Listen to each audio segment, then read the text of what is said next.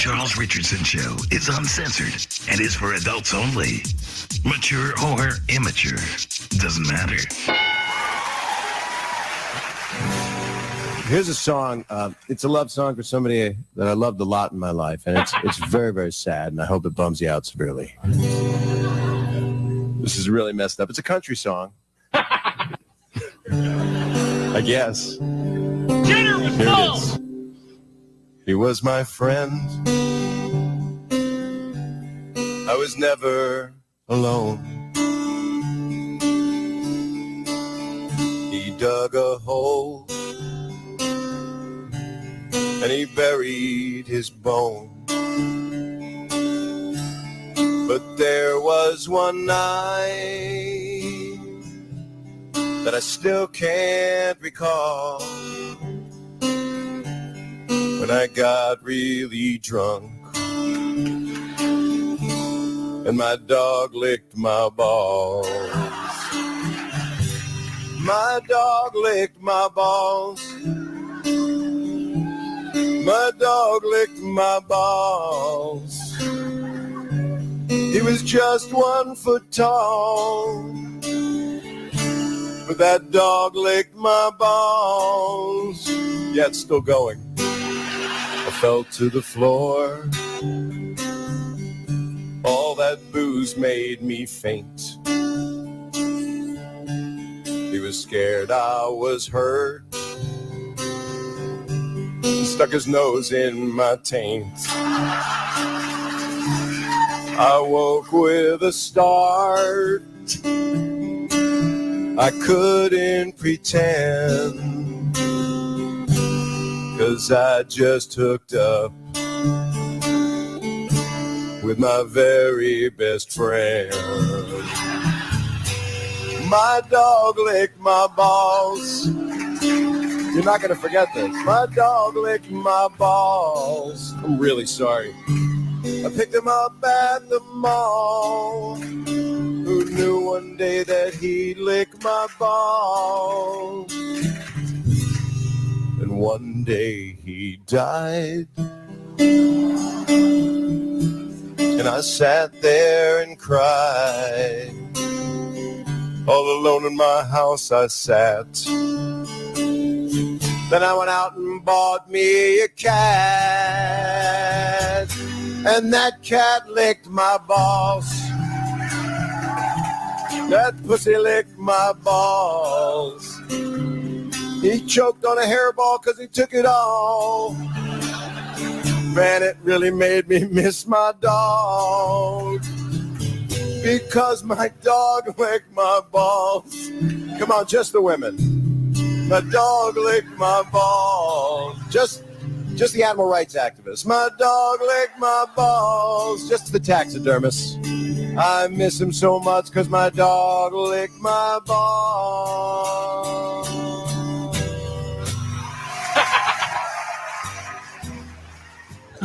All right, thanks, you average white American. God bless you. Oh, hi, everybody. I'm a Republican. I'm running for president of the United States of America. You may have heard that my liberal opponent grants amnesty to illegal immigrants. Well, I personally have gone down to the Rio Grande to puncture holes in raft boats trying to get across my border. She has repeatedly voted to extend welfare benefits to single mothers, and it supports funding for Planned Parenthood and women's clinics. Whereas I've done everything to shut down any women's health center, regardless of what they offer. Why should we give benefits to godless whores who can't keep their legs together? And speaking of God, you know there's something wrong with this country when some atheist, who's a woman, who's probably a lesbian, can openly run for president. While the evil science of evolution is burned into the minds of our children. My opponent is anti-Jesus, but this is a nation under God. I am 100% certain that life definitely begins at conception. My opponent loves abortions. She fucking loves them. She believes in nonsense like global warming and evolution, while I rely on cold, hard facts. Now, on November 6th, you make sure and vote for me, the real American, not this imposter whose name I can't even pronounce because I speak English. I'm your Republican candidate, and I approve this message. Funded by Texas Fags. Texas families against gay sex. You guys should come with me sometime. Montreal has the best strip clubs in the world. They do? Yeah, they're unbelievable. The girls up in Canada are gorgeous, and they all play ice hockey, so they lose their teeth by age 10. Wow. In fact, I'd even go so far as to say that a Canadian strip club is the most magical place in the world. Nip, nip here, nip, nip there, and a bevy of porno stars. There's jugs and mugs of Molson beer in Canadian nudie bars. Dirty hoes put on shows, and a lot of them don't have scars. They'll even take it up the nose in Canadian nudie bars. You can touch and squeeze them, they don't even care. Would they even dye their pubes to match my hair? Uh-huh. Color me there. Do like me, say wee, and tell them you're a friend of Bill Maher's. That's how you'll get to watch them pee in Canadian nudie bars. Ha ha ha! Ha ha ha! Ha ha ha ha! A guy can get his hockey pucked in Canadian nudie bars. I see coronavirus rising. I see politicians making hay. I see boomers acting frightened. I see the stocks have crashed today. Don't go out tonight, 'cause you probably won't die. There's corona on the rise. I hear the media exploding. I know they're mostly just buffoons. I fear the economy that's slowing.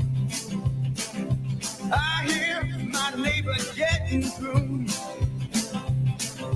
Don't go out tonight, 'cause you probably won't die. There's corona on the rise.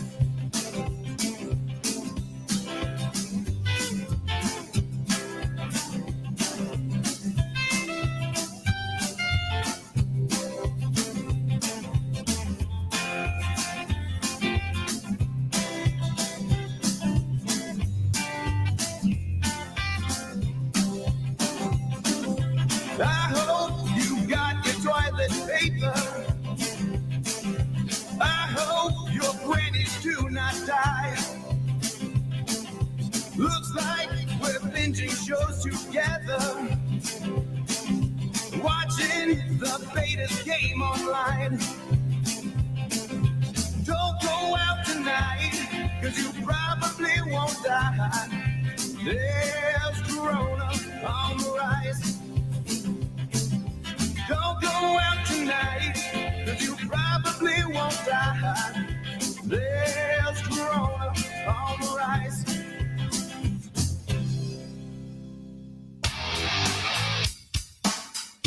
Live from the Raw Talk Studios in Southwest Florida, it's the Charles Richardson Show.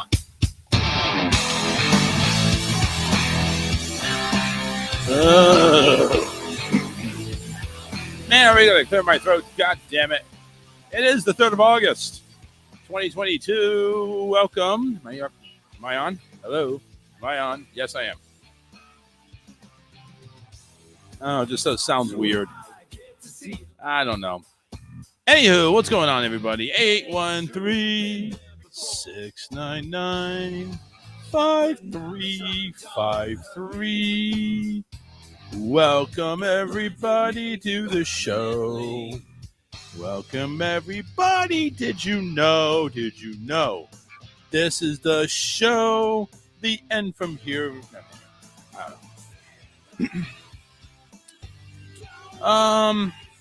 What's going on, everybody? It's a Wednesday. It's hump day. And damn it, I missed it again. Maybe give some time to Eric. I don't know. Let's fill it up with some hump day music. Guess what day it is? Yeah, hump day music time. Julie. Guess what day it is? Yeah. Julie. Julie.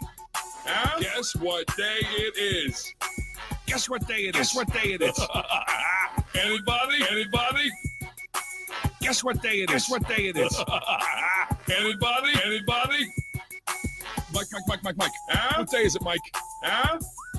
Woo-hoo!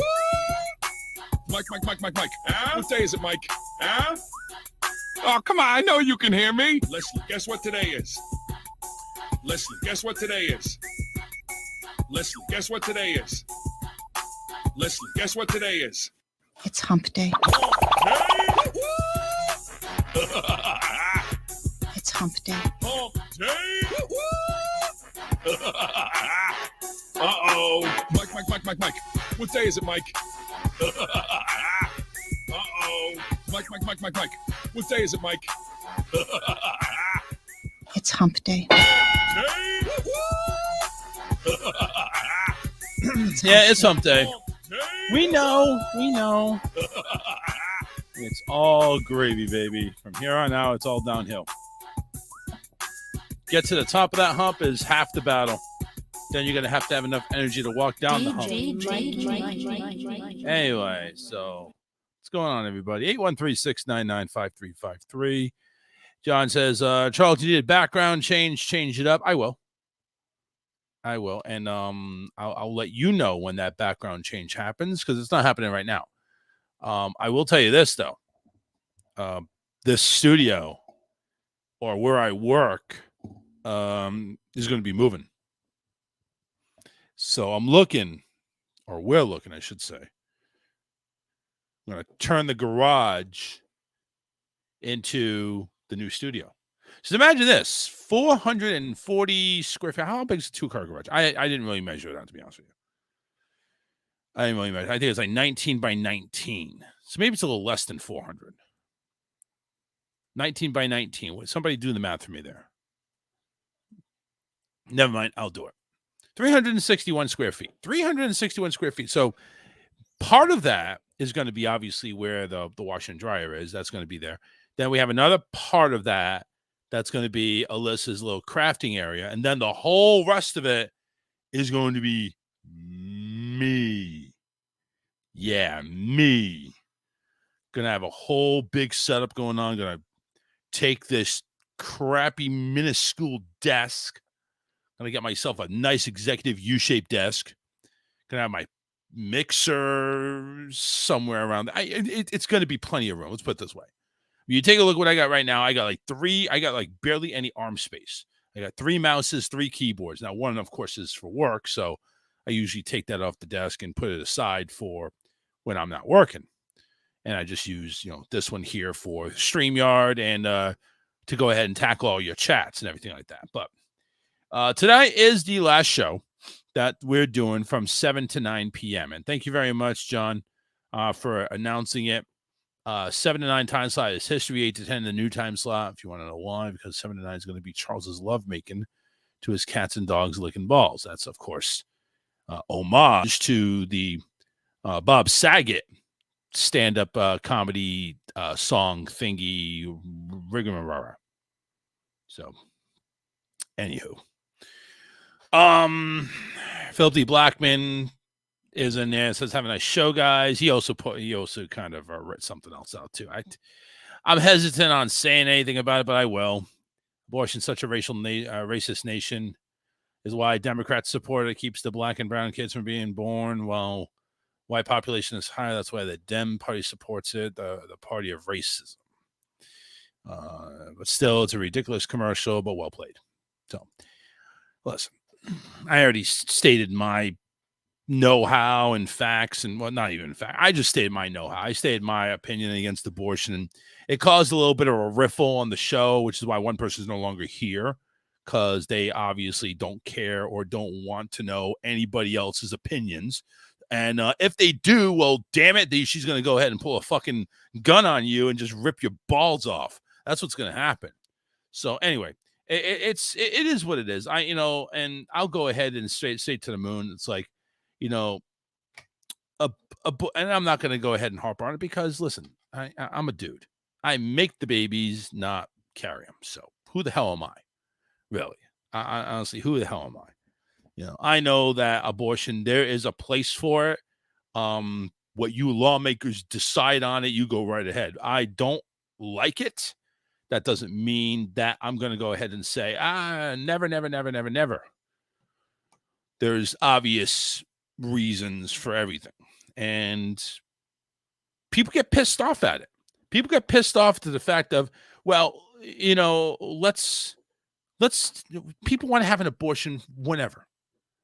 So people get pissed off if you're against that and you say, well, listen, abortion, is under the right circumstances. I mean, raped. Okay. Your health or the baby's health is at risk. There's a lot of factors into what would be responsible abortion. Okay. I'm not talking about the hoe that you slept with on the club who's sleeping with 5 other guys, goes ahead and gets pregnant. Oh, I don't want this baby.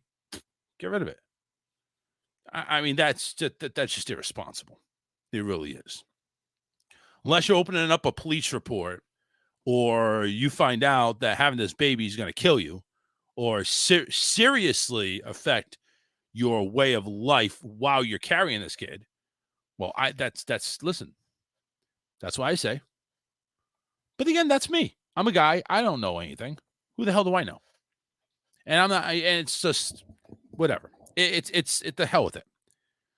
And there's some interesting reasonings going on the other way. So it's like, okay, so the man should have a say the baby's 50% his. It was his semen. Well, so here's the thing.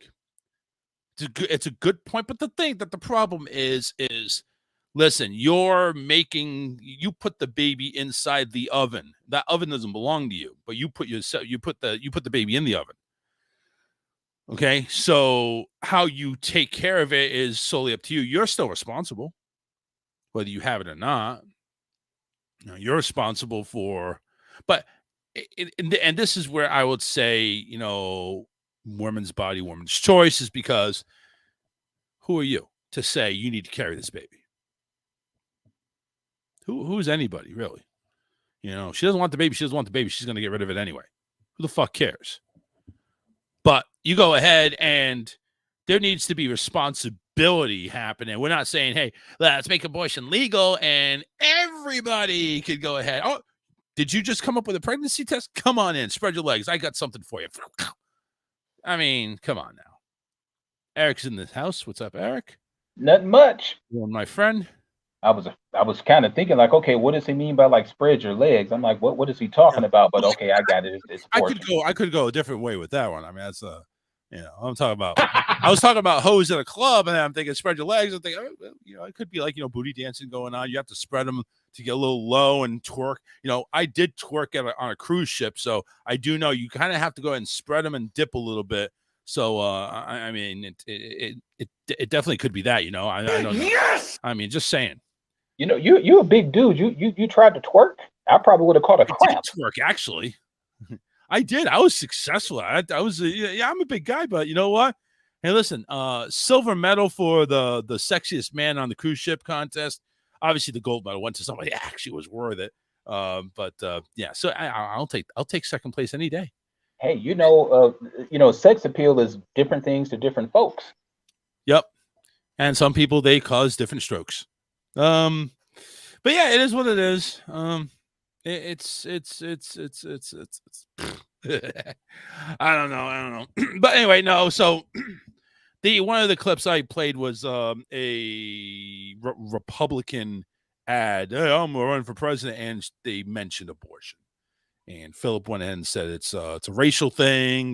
Democrats support it, and so I kind of went ahead and said, you know what, I've already spoken my piece, and I kind of spoke more piece, I guess.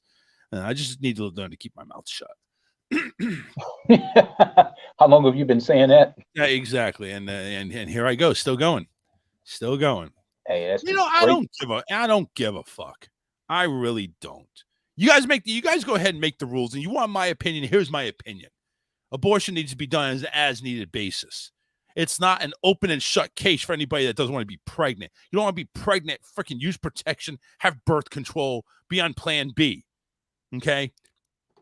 That's all I got to say. If you want to go ahead and have an abortion, you need to either be dying or the kid's going to be dying or you got raped. So that means you need to file a police report or doctor's medical saying that you're going to die or you're in serious jeopardy. Because honestly, nobody knows when you're going to die. Yeah, well, like I said, the states are responsible for policing this whole abortion now. So, for the folks that are out there, if you're on the fence, you better find out who supports your opinion on abortion and Mhm. vote that direction, because I firmly believe that if you don't actually get out there and vote, you don't got a right to say nothing. Yeah, that's true. Get out there and vote. But see, the problem with voting is there's so many damn votes, and honestly, I don't even trust the voting anymore. I really don't. I mean, come on, I think the last 2 or 3 elections, they've all been conspiracies, rigged voting, missed counts, and all of a sudden, and Florida down here, we are the king of miscounts. And look who we have for governor. You tell me. You tell me there's not something going on. There's something going on. And I'm done. I mean, Well, you know we're, what? we're not going to get in. We're not going to get too deep into politics. But the one thing that I can say that it was a little suspicious when George Bush was running for president and his brother basically had to certify the vote. It looks like it was swinging Gore's way, and then miraculously it swung Bush way. Oh yeah. But hell, if my brother's running for president and I'm the governor, hell, who's to say that I wouldn't do the same thing? Wasn't Trump like ahead on some of the states, and then all of a sudden I wake up the next morning and that 15, 20 point lead he had went into a 15, 20 point deficit? I mean, what the fuck? You know what? And if I remember correctly, they were saying that Trump was leading due to the absentee balloting. Oh, yeah. And then when the people actually came out to vote, because they were saying it, at least over in Michigan, well, according to our polls, it's like, yeah, Trump has got a pretty big lead right now. But when the people who cast their votes come into factor, that it was like he's projected to lose. But Trump was declaring victory and all this other stuff. And then you wake up the next morning and everything completely switched. It's like every Democrat that was trailing in Michigan, they wind up winning their elections. Yeah, I don't know. It is what it is. That's why I don't trust it no more. I don't trust this country anymore. I really don't. I really don't. I love America, land of the free and everything like that.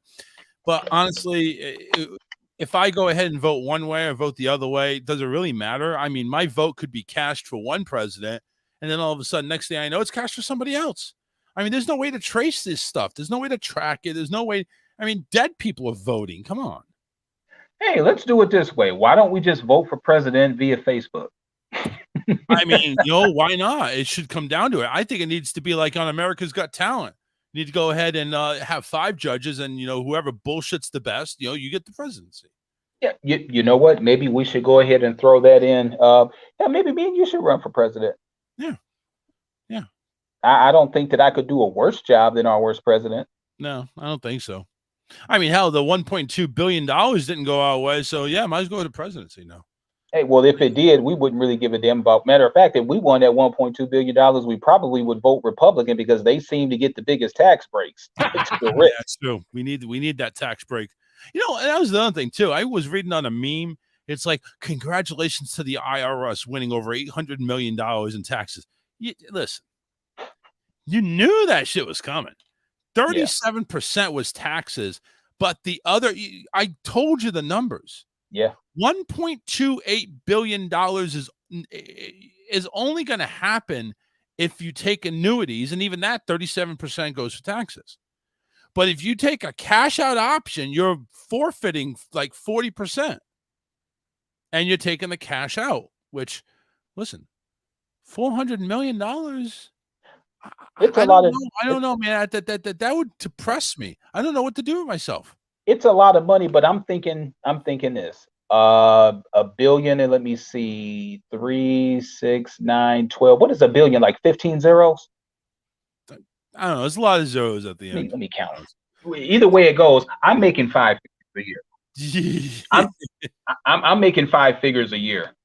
If I'm making suddenly double that, let me find out how many billion. It's 12. It's like, is it depressing? Yeah, only if I saw it first. It's 3 more numbers than a million, which $1.6 million. If my bank account hits and I'm looking at $740 million, I'm okay with that. Yeah, I'd take it. I'll hustle up on the other money. And think about it, you're paying it in taxes, so a certain percentage of that tax is going to come back to you in the form of a refund. John says, no, not Facebook. It would be a landslide for Democrats. I'm still getting an income tax refund. it's going to be a big ass income tax refund at this point. But I would be okay with that, though. I would really be okay with the 740 million. I'm sorry, what was that? You are on a serious delay, man. Serious delay. You're. I think you're like maybe 10 seconds behind me. Yeah, we've got some heavy rains over here in Detroit right now. Okay. Now I was reading John's comment over here. It says no, not Facebook. It would be all right. a Hold on one second. Let's see if we can adjust that. But we've got some heavy rain up here. Okay. Well, that explains the disconnect. But yeah, it's kind of crazy. You know, John, honestly, it's going to get rigged one way or the other. Might as well have somebody we know rig it. Have Zuckerberg rig it. I don't care. I mean, what's the worst? It's going to get rigged one way or the other. It really is. So, anyway, Eric's having some internet problems. Yeah, actually, we're having some weather problems. We're in the middle of a storm right now. Oh, really? Ooh. Yep. So, test 1, 2? Yeah, is that better? A little bit. Okay. I think. Say what? What? Okay, all right. So yeah, I was just gauging the disconnect there. All right, we're good. So yeah, John, I don't really care how they go ahead and freaking. Oh, by the way, he said 9 zeros is a billion. Thank you, John. Thank you, appreciate it. Yeah, thanks for going ahead and doing that elementary math for us. But it doesn't really matter where they put the fucking votes. It's going to get rigged one way or the other. Why not have it rigged by Zuckerberg, somebody we know that rigs things? Who cares? Or what about wait, does Zuckerberg own Twitter too, or he just owns Facebook? No, just Facebook and Instagram. Okay, Instagram. All right. So yeah, well, you know the cat that owns Twitter that tried to sell Musk Twitter. No, and that should, somebody we need to go ahead. That would be an idea. I'm actually thinking about it right now. That would be an idea. So, what if? This is a big what if. What if somebody created a platform on the internet? You have to sign up with your social and your driver's license. And you're on this platform, but you get the right to vote. And you vote online as long as everything checks out. And you see who is voting. Name, social, driver's license. Yeah, you already know that's going to wind up causing some problems because then the people, well, my right to privacy. And I'm not knocking that, but that's going to be the anymore. Fuck that. Huh? There is no more right to privacy. Fuck that. Well, you already know that there's going to be some people that have an outroar, and then they'll claim either the conservatives or the liberals, take your pick, is trying to take your rights away from blah, blah, blah, blah, blah. But I actually like that idea, though. Yep, I do too. You go ahead and you create a profile with your SS number and your driver's license. The only problem with that is somebody can go ahead and hack your information and use that against you. So how can we go ahead and make it hack free? I don't think there is a possibility of being hack free. Hack free? No, I think you just more or less just hope for the best that your security, is going to hold and protect the folks' information. So, but yeah, that's actually a pretty good idea, though. I like that. Or I kind of have another idea, and now this may pertain to pay per vote. $25 to $20 a vote. You get 5 votes for 100. Pay per vote. Wow. Okay. Because, let's really be honest with you. The big businesses are going to go ahead and win anyway. We already know this. It's not a secret.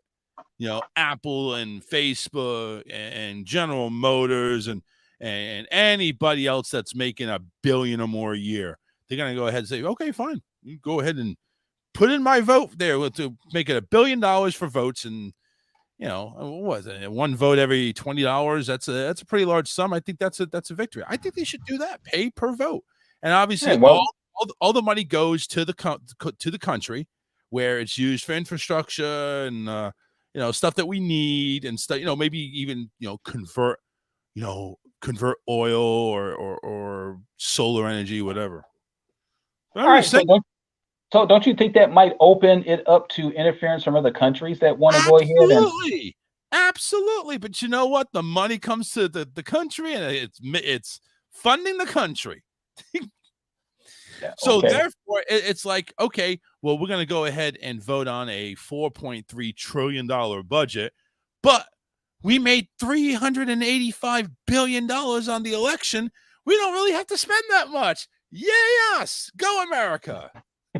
Well, you know what? Sounds promising.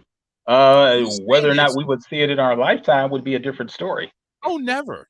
Because number one is it's listen. One thing America's already seen, and the one thing is that we're not an honest country. We're not honest. We are sleazy, backstabbing bastards.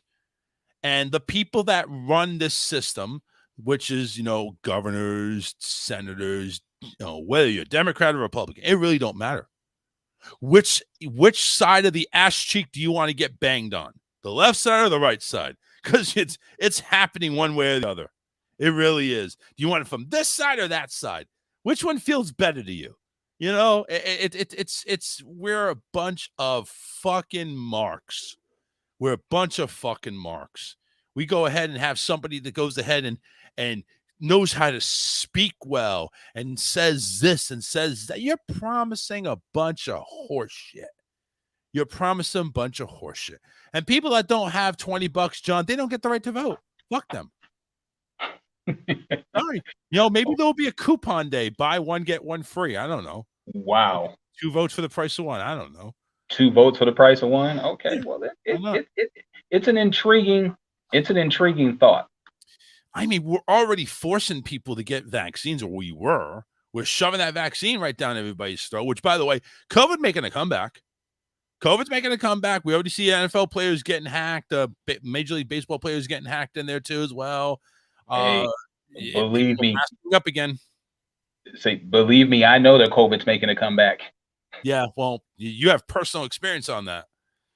By the way, how's everybody? Was it a bad case, or it was just like, I don't feel good and test positive for COVID? It was like the first 3 days were the worst. But she's recovered, tested negative today. So she just has to stay in quarantine for one more day, and then she should be good to go. Me, on the other hand, I've been feeling sick since Sunday. But have you tested positive? No, I've taken 3 tests and they've all came back negative. Wow. Bullshit. Just saying. Something's not right there. So maybe you just have the flu or something. Or something. But it's not coming up. But I'm like, damn, according to how everybody feels, it feels like it. I lost taste for a little bit. Appetite's been gone. I've been having to force myself to eat because I hadn't really been hungry, which is pretty rare for me. That is weird. I mean, I got and all these signs here, and nothing comes up positive. Nope. Go figure. Wow. But I did lose about 4 pounds, though. Well, there you go. I mean, if you got to go ahead and celebrate something, there you go. Celebrate losing weight. Yeah, you got to. I need to lose 4 pounds. I need to lose 4 pounds a day. Yeah, right. Yeah, that's me. Oh my God. I pulled up like no stories today. None. I mean, I didn't even know what the hell I was going to talk about. I was even looking, I say, you know what? Fuck this. Let's just go ahead and wait till Monday. Because we're not doing a show Friday. Friday is my son's birthday. Right. And Monday it's like, damn, we'll just start fresh. Kind of like, how we take like Christmas off, the Christmas last 2 weeks of December and the first week of January we take off and just come right back and hack to it. But by the way, speaking of birthdays, my youngest son Jordan, his birthday is August 12th, which falls on a Friday. So I won't be around. Right. So we're gonna happy birthday then. Well, thank you, and happy birthday to your son too. Another August baby, huh?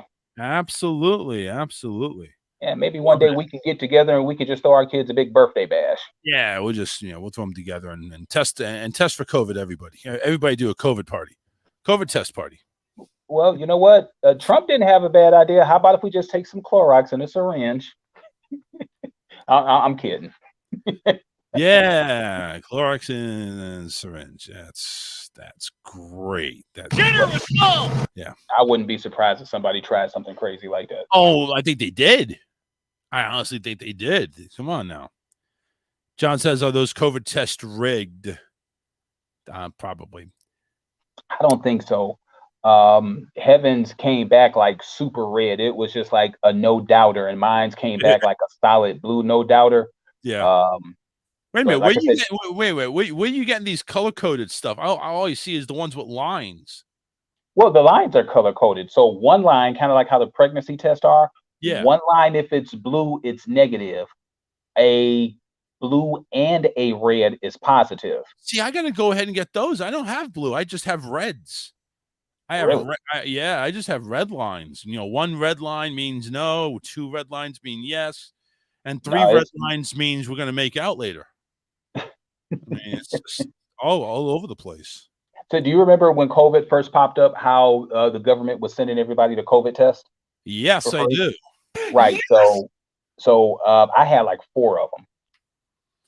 Oh, see, I got a good one here. We actually have 8 of them. We actually Really? submitted, yeah, well, because my wife's job has been kind of not her, but kind of been a little bit on the COVID side, where people are canceling because they're not feeling good, and I think half the clients are testing positive, so they have to quarantine. So she made contact with somebody last Tuesday. And when Thursday they say, well, we tested positive, and they notified my wife, and it's like, well, you have to quarantine now.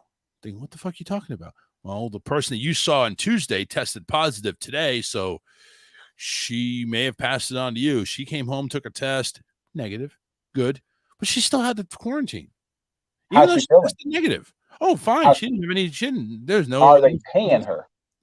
No. Oh, see, No. that sucks. No. See, that's the thing. It's like, you know what? They're going to make you quarantine because one of their patients came in.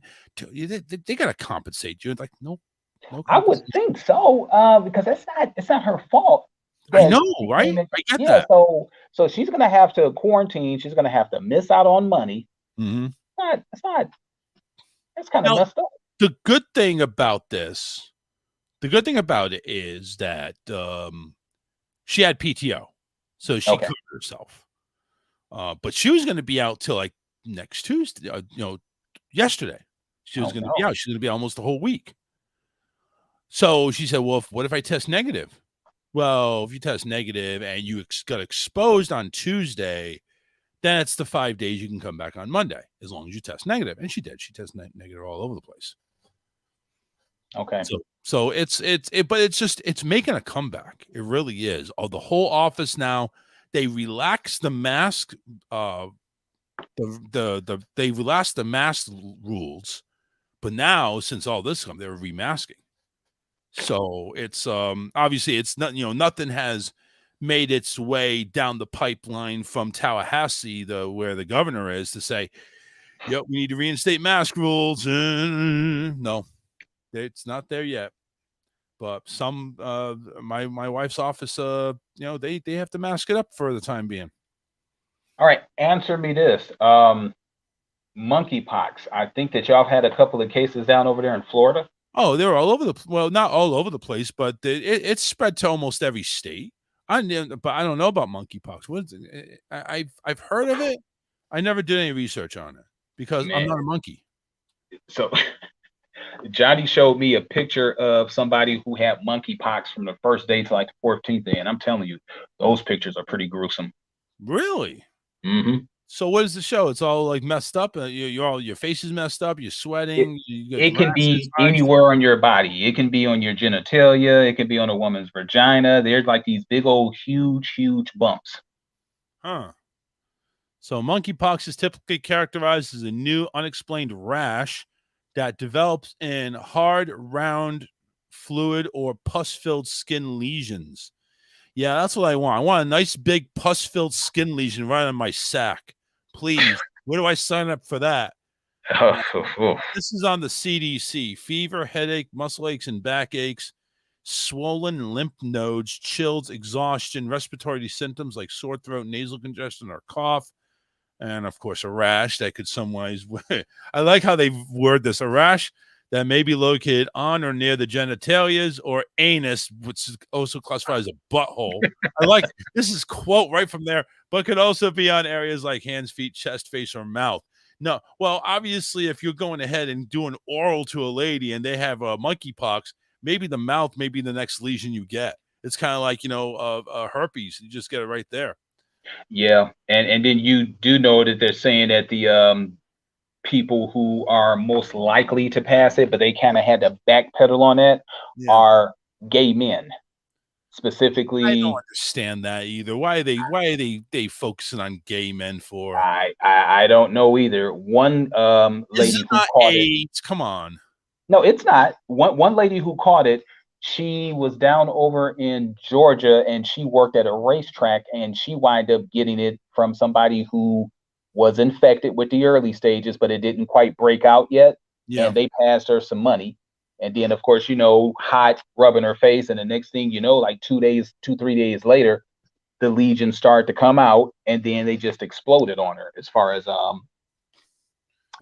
So I'm taking a look here on the CDC. This is the CDC.gov of monkeypox, how it spreads. That's what it is. Monkeypox can spread to anyone through close, personal, often skin-to-skin contact, including direct contact with monkeypox rash, scabs, or bodily fluids from a person with monkeypox, touching objects, fabrics, clothing, bedding towels, and surfaces that have been used by somebody with monkeypox, contact with respiratory secretions.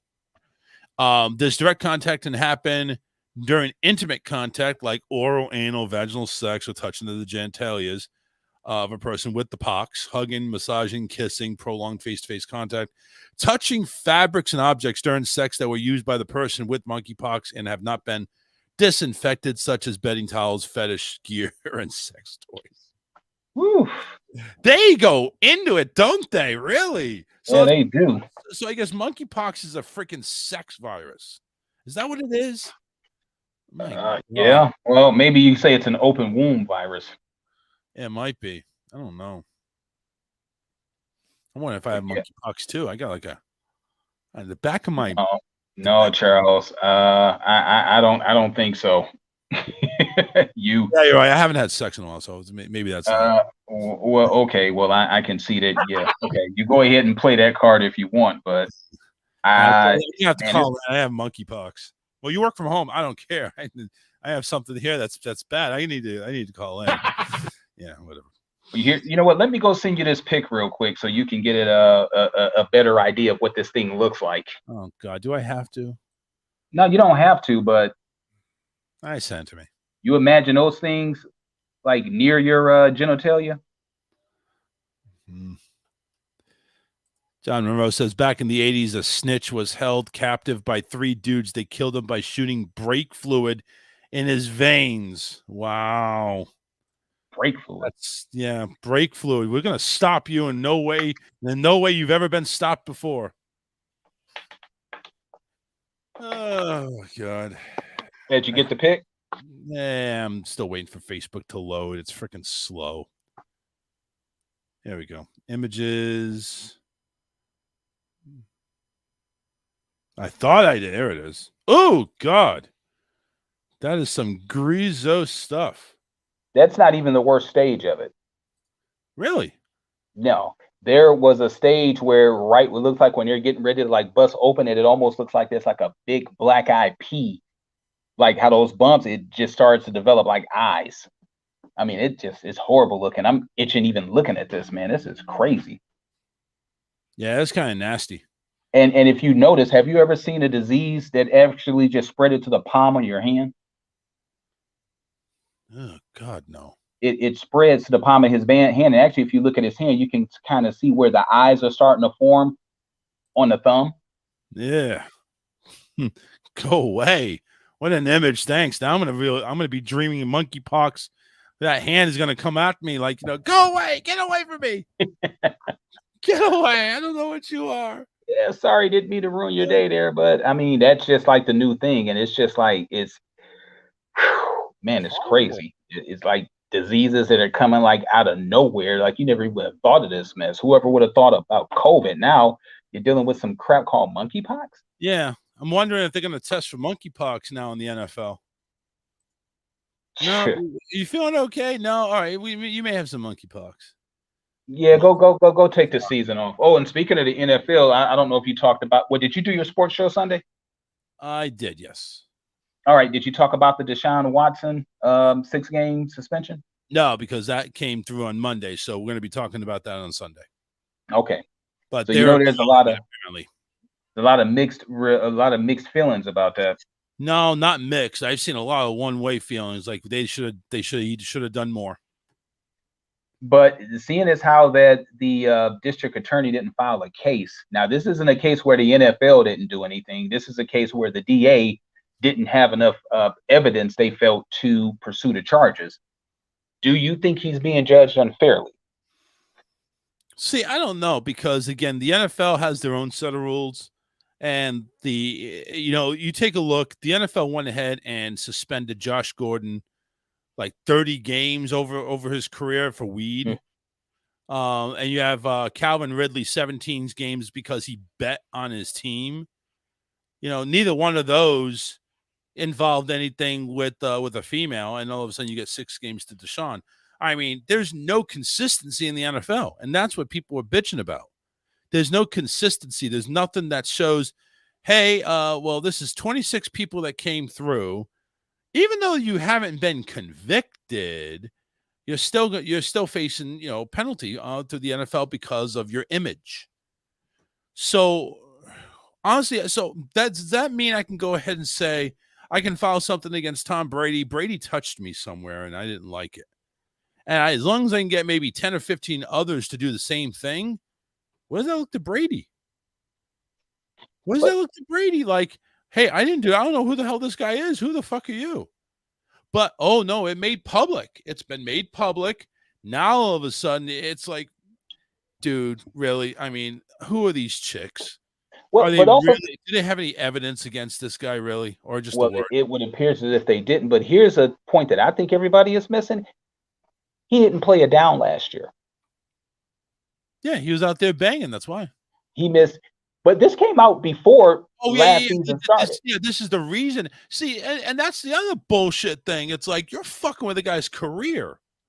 This guy is being sat out because of fear that you're going to come. And what the hell did you do last year? Not a goddamn thing. You going to allow him to play or not? My God. He set out 17 games last year, and then an additional 6 this year. There'll be 23 games he sat out, not because of the suspension, because of fear that he was going to go ahead and get banned or banished. So he was prejudged, if you ask me, and by no way am I condoning any of that behavior if it actually happened. Oh yeah, absolutely not. If he went and he, was touching women inappropriately and things of that nature, then he should absolutely go to jail, career over. Get away with that. Everybody, and you know what? You make a good point. It's like everybody's going ahead and saying, well, 6 games wasn't enough. What about yeah, you're right. 17 last year. Oh, well, that wasn't a suspension. They just benched him. Well, no, they didn't bench him because he was, you know what? To be honest with you, I kind of ask myself, why bench him if he's not suspended? I didn't understand that, Eric. I didn't get it. I understand the allegations are out there. I understand that, okay, the commissioner could go ahead and throw the hammer down, but he never did. There was no ruling. There was not even there was nothing going on. Why not play him? I don't know. I never understood that. Could be an image thing. And I didn't understand it either. And I know that it's going to be a hard decision one way or the other, play or sit him. But and I can understand that the sheer amount of people that came and made the allegations didn't look favorably for him. No, absolutely not. But they went ahead and took the money and ran. So that did look favorable to him, because it's like, well, we're just in it for the money. All right, we got our money. Bye. Yeah. So once the settlement, because I believe, no, it definitely didn't. But it was a I'm not gonna say it's a bad look on the NFL, but damn, there had to be another way to not make him look guilty. And now all of a sudden it's like, oh, well, okay. Well, But the NFL already looks guilty. The NFL has looked guilty from everything that they've done suspension-wise. Everything is there's no consistency whatsoever. And now you have a third-party judge, which we know is it's not third party. But you have a judge that's outside the NFL going ahead and making a ruling, and you as the commissioner going to go ahead and appeal the ruling and make the decision yourself, which what the fuck? You're just going to delay this shit even longer? I feel bad for the Browns. I really do. Because the Browns are getting screwed. They're getting railroaded out of this. And this is all commissioner fault. This is commissioner fault. This should have been done last year before the season even started, because he was paid by the Houston Texans, and he couldn't play because, well, there could be an allegation. There could be this. There could be that. We're trying to save our image. And all the time they're twiddling their thumbs. Hey, Goodell, you're going to make a fucking ruling or what? Let's do this. And they didn't. But they decided to go with a third-party arbitrator. It should have been handled. Yeah, you're right. What the fuck takes a year and a half to handle? Apparently this. No, it's not fair.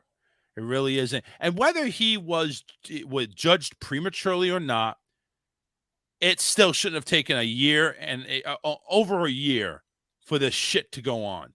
Get a damn ruling. Let the player get on with his career, or lack of there is, and ban him. And don't allow somebody to trade a whole bunch of draft picks and sign him to a fucking deal that's going to pay him $250 million.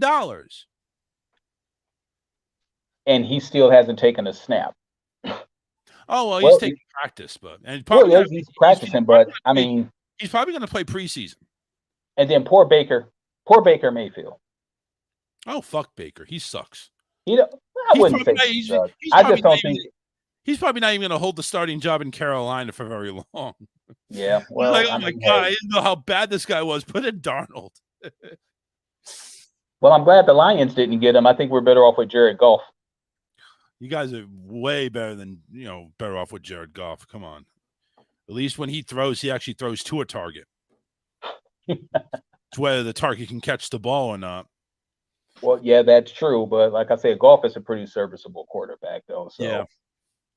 Yeah. Make sure you tune in to the Touchdown Crew every Sunday starting at 10 a.m. Eastern on the ASAP Sports Network. That's ASAP network.com. No, it's not a show or not a station that I'm on through this show, but definitely it's one of my sports shows. And, of course, the Touchdown Crew Facebook page, you can always go ahead on there, facebook.com/TDC.ASAP. See how I kind of threw that ASAP in there? Yeah, that was very good. Yeah, I kind of like that too. Dude, you watch wrestling? Did you watch SummerSlam? I did watch SummerSlam. I wasn't feeling, man. Let's talk about SummerSlam, because that right there was a hell of a show. So I think we all thought Bianca was going to win. And she did.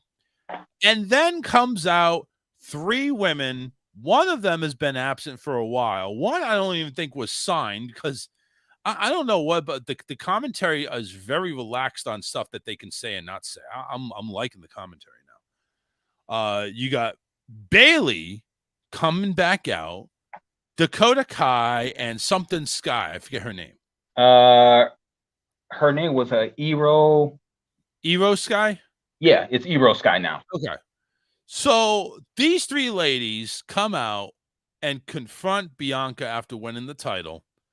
To the surprise of everybody, the crowd was hopping on these 3 surprise entrances.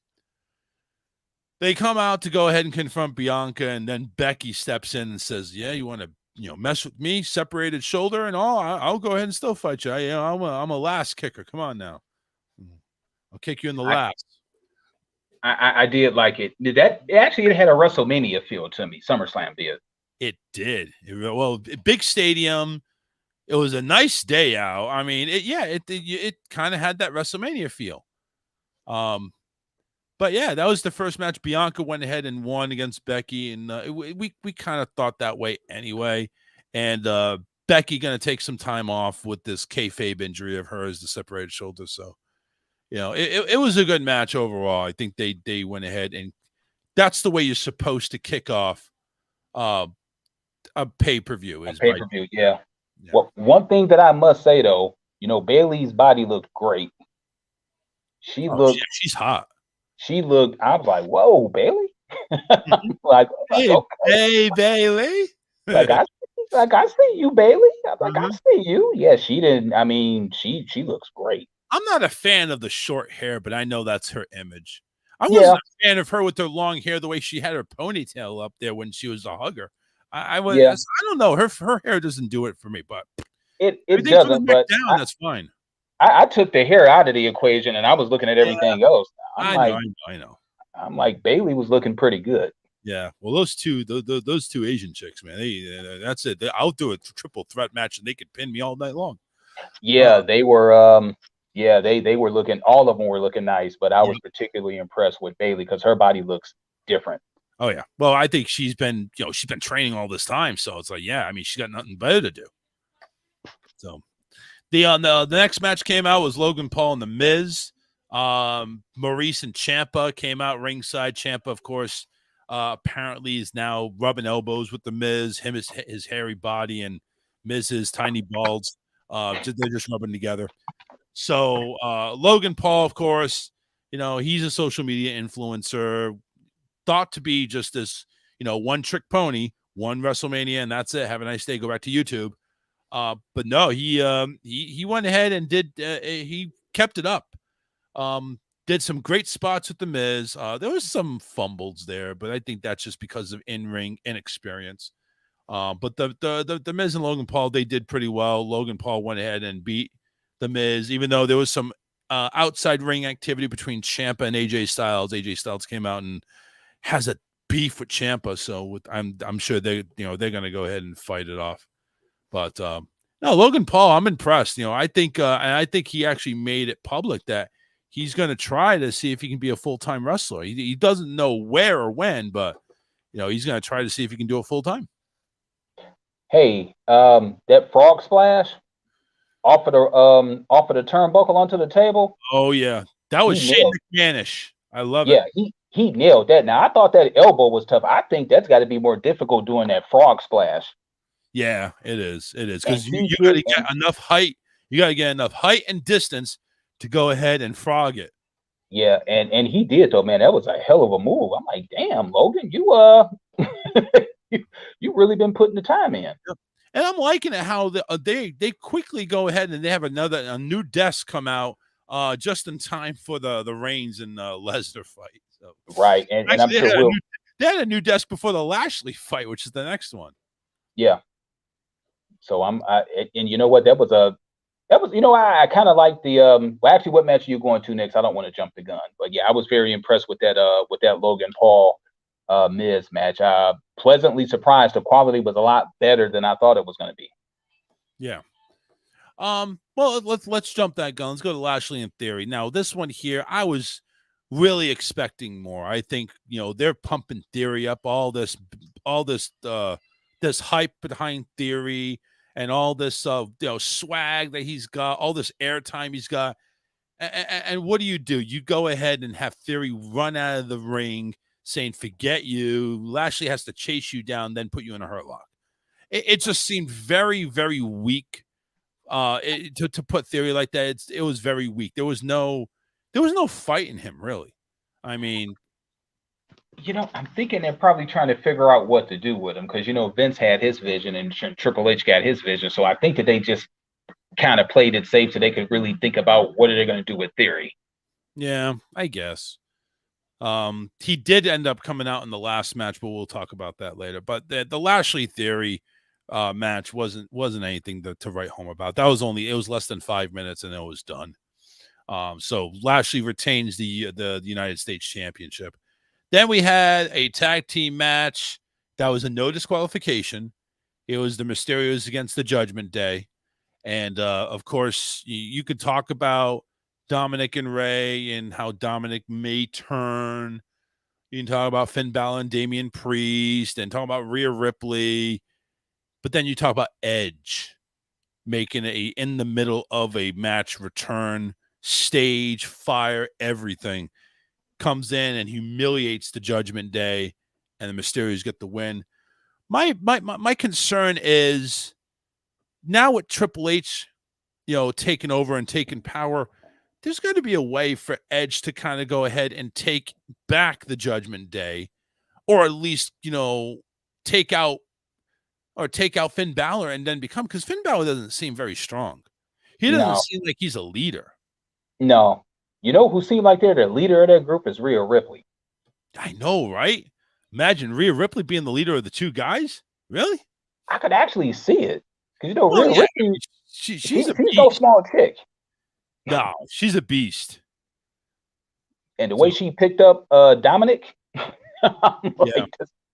like, this woman is I mean, she's an amazing athlete. I especially like watching her in NXT. But she kind of reminds me, attitude-wise, but with better ability, China. Yeah, I can see that a little bit. I think China's got more strength on her, and I think more height and more genitalia. But I think Rhea actually has I think Rhea's, spitting image, and she's a strong chick, and I'm surprised they really haven't pushed her more to go after the belts. I think she would. I mean, she's good on the mic. She's got some, some classy not classy, but witty one-liners. Mm-hmm. I mean, she just plays the role well, and I'm just surprised they haven't pushed her more. Maybe that's in the cards. Maybe Rhea Ripley and Bianca, or Rhea Ripley and Liv Morgan. Who knows? Or Ronda Rousey when she finally wins. We'll talk about that. But yeah, the coming out of Edge, and I didn't see Raw or anything like that, so I don't know what Edge did, but I know he came out there on Raw. But what Edge did, Edge making his return, that was kind of cool. So there's a lot of returns in SummerSlam, which is kind of what you expect on a pay-per-view, one of the premium pay-per-views that they did. Then we got McAfee and Happy Corbin. This one didn't really excite me as much as I thought it would. Nah, I was a little disappointed. Some pretty decent spots, but I was disappointed in that match, especially after the way McAfee and Theory were at WrestleMania. So I was expecting a little more. Yeah, I was too, and I don't know if is McAfee really going to be a wrestler / commentator? Is like, he's going to be like the Jerry the King Lawler type person that gets in the ring every premium pay-per-view? Like, will you see him in the Clash at the Castle, or is he not going to make another appearance till Royal Rumble? I mean, it's kind of weird. I don't know. McAfee has it in his heart to be a wrestler, but dude, man, I mean, let's listen. You had your WrestleMania moment. Get back behind the commentary. I'd rather just see McAfee on a mic. Yeah. I mean, their storyline was kind of cool where, they were roommates in the NFL. But that's about it. They didn't really play off much. They didn't. Yeah. Now, what I would love to see if he ever got medically cleared, I don't know if you've ever watched Corey Graves when he was in NXT. He is medically cleared, actually, and I'm surprised he hasn't made his in-ring debut yet, or re-debut, I should say. But he's been cleared for a few months now. Well, Graves was a beast in NXT. Yeah. But I don't know if he is turning down, or maybe they just don't have anything creatively for him, which again could change. Again, Triple H just took over, so it could change. Well, him against McAfee, that would be pretty cool. Ooh, yeah, I kind of would dig that. That actually wouldn't be bad. The battle of the commentators. Yeah. Two commentators that could actually fight. So mid card. That's about it. Yeah, so I think that would be pretty sweet though if they wind up fighting each other down the road. But I didn't know that Corey Graves was cleared. Yeah, he's been medically cleared for a little bit. I mean, it came out there was a little pop on the news story that Graves has been cleared to wrestle, but he just hasn't taken up wrestling at all. I mean, either they don't have anything creative, or he's personally decided to kind of sit out. So I don't know. I mean, I think he's got a feet. Well, he's got that blonde bitch from Jersey. So it's like Carmella, talking about his new wife. Yeah, Carmella. Go ahead and go ahead, Mella. You make the money, Mella. Hey, you know what? If that's the way that works, if he could sit back and just talk, and she go out there and take the bumps, hey, why not? Like, That's what I say. Like, hey, I'll rub you down, baby, after a match. You're feeling sore all here. Let me go rub you down. Yeah. You listen. We don't have to be Seth Rollins, Becky Lynch couple. We don't both need to wrestle. Just go ahead and just take the bumps, baby. Take the bumps. I'll give you a few bumps when you get home, and then we'll do some bumps. I don't know, whatever's good for you. You know what? I think that you would be a great wrestling manager. I don't know if I'd be a good wrestling manager. Oh, what the hell would I do? What the hell would I know? I'm not going to be. Listen, I would take Paul Heyman as the best manager ever, and that includes Jimmy Hart. Really? Yeah, Paul Heyman is the best person on the mic ever. This guy can take a little itty bitty storyline and do a rant for 5 minutes straight and have you captivated and also hate him so much that you just want to strangle his fat walrus neck. I'm just serious. You'd love him and you hate him. And on top of that too, look how and we'll talk about that match. That's the last match coming down. But yeah, we'll talk about Paul Heyman's interference too. Well, Paul Heyman would be my number 2 behind Bobby Heenan. Yeah, really? Yep. Yeah. You're talking a little old school for me on that one. I don't remember Bobby Heenan too well. Anyway, so the next one here, tag team championship match, the Usos versus the Street Profits. I was really hoping for the Street Profits because if a title changed hands there, the title changed hands over with Lesnar and Reigns, but obviously neither one happened. Usos went ahead and defeated the Street Profits again. Great match. Really, I mean, every time these 4 step in the ring, it's a great match. It really is. And Angelo and Montez, they just prove how good they are. The question is, how good are they going to be separate? How's Angelo's singles career going to go? How's Montez Ford's singles career going to go? I think Ford has more upside in the singles category than Angelo does. But together if they break them up, it's going to be a sad day. Let's take this. Call. John, go ahead. What's up? Eric, Bobby the Brain Heenan, he was the master of all managers. Oh, really? Charles, you're so wet behind the ears. Come on, you don't know Bobby the Brain Heenan? Oh, I know of Bobby the Brain Heenan. I have never really seen a lot of him in action because I got into wrestling like in the late 80s, early 90s. Yeah, you're a late boomer. Yeah, I am. I started getting into wrestling. I started getting into wrestling in want to say late 70s. I used to have all kinds of wrestling magazines. I don't have them anymore. Oh man, those are probably worth a lot of money, right? Too over the years. Yeah. WWE, Extreme, Hardcore, everything. Bruce Brody and them, Killer Kowalski, Ivan Putski, Mighty Igor, all kinds of Eric the Red. Yeah, you're definitely going back a ways for sure. He's going way back. Oh yeah, I'm going way back. That's when I started wrestling. Loving it. Anyways, I'm going to sit back and listen, guys. Sounds good, man. Thanks for the history report. Oh yeah, so all right, so Bobby the Brain Heenan. All right, fuck, Bobby the Brain Heenan. He's the best. Okay, great. And Paul Heyman's number 2. But yeah, like I mentioned, if they break up the Street Profits, it's going to be really disappointing. I really don't want them to break up, but I kind of like to see where Triple H goes with this. If Triple H, keeps them, or would it be the worst thing in the world for the Street Profits to stay together, but Montez go ahead and wrestle singles every now and then? Kind of like how they do the New Day? Yeah. Like, what's the worst that could happen? You wind up getting 2 stars. I think that Angelo Dawkins is underrated because him and Montez have different styles. Well, the thing is, he's a big guy, and Montez just can be. He's basically, he's basically like Enzo and Big Cass. Right. Except, Big Cass is way big, but what I'm saying, that's how they combine each other.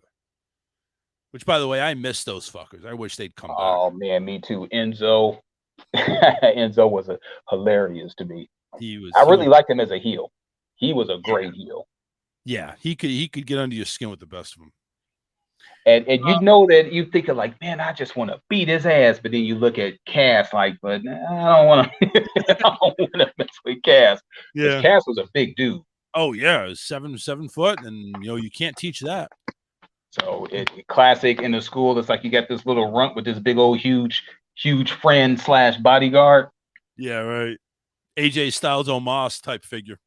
Yeah. Oh my God. I hadn't seen Omos the last couple of weeks. No, he's not been pushed. I don't know what they're gonna do with him.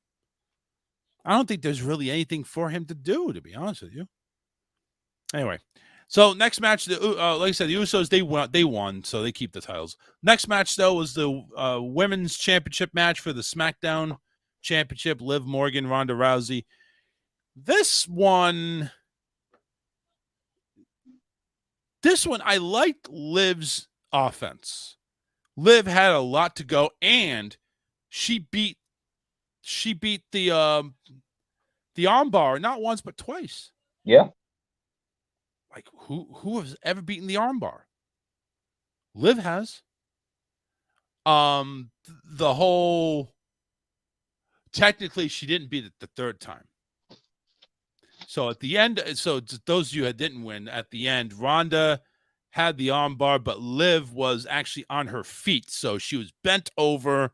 Ronda was holding on for dear life. Ronda's elbows or shoulders were touching the mat. The ref counted 3, but before he hit 3, Liv was tapping.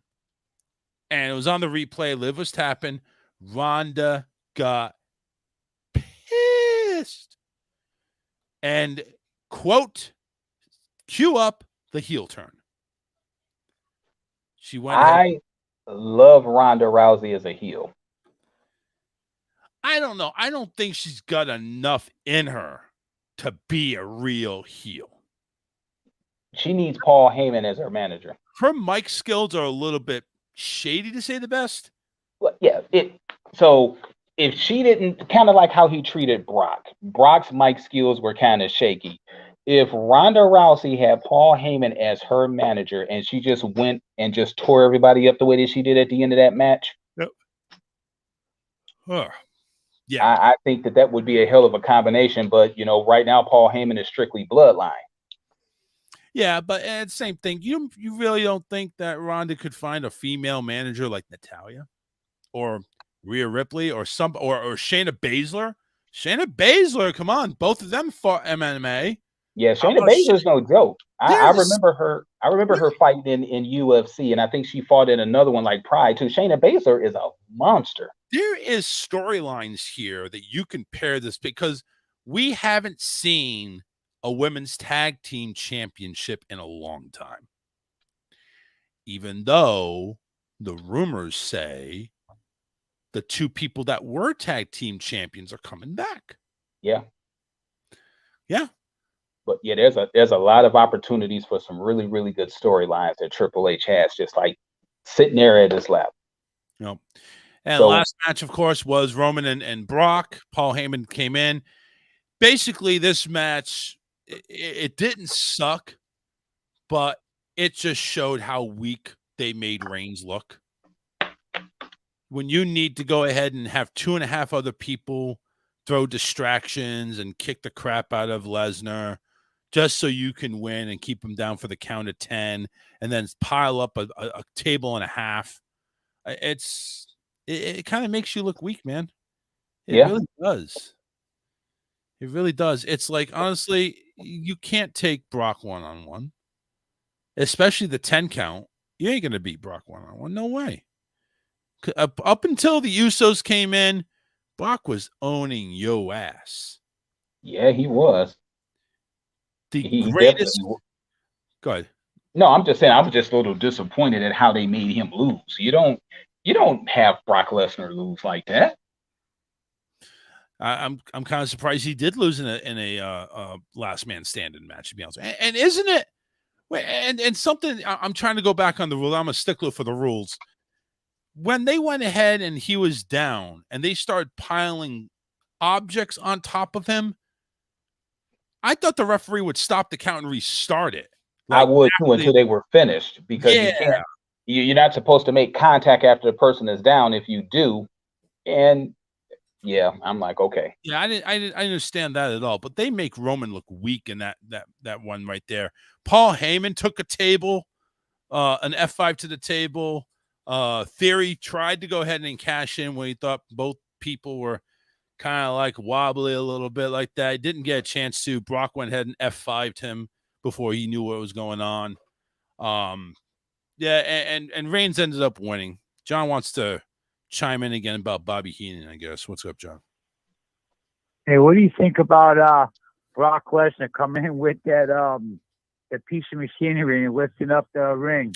Yeah, and that was I was going to get to that too. That was the fun. best I thought moment. That was funny as hell. That was the best moment in wrestling history when Brock makes his entrance and coming out in a bobcat or a tractor with a forward front end on it, and then using that to lift up the one half of the ring, making Roman fall out of the ring, and then he started. That was the best thing in wrestling ever, and it's not even a wrestling match. I honestly thought he was going to use that thing and just keep Roman pinned.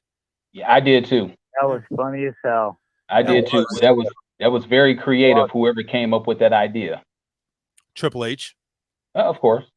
Hey, well, maybe Vince might have pulled something, on the way out the door. Nah. Yeah. What's up, John? I got a question. Who made the quote? I know it was an old school wrestler. It said, "Win, lose, or draw, but always cheat." I can't remember who made that quote. Oh, that was Jesse the Body Ventura. Was it? Okay. Yep, I think he said. That's cool as hell. I think the quote is like, "Win if you have to, lose if you must, always cheat but never get caught." That's what it was. Hey, also too, Eric, do you remember superstar Billy Graham? Oh yeah, you're talking about the original Hulk Hogan, yeah. who Hogan ripped off, yeah, absolutely remember Superstar. Do you remember the story he put out about steroid use and what it did to his body? Did you ever read that story or hear about it? Yeah, that was during like the early mid '80s, I think, when Vince McMahon went to trial.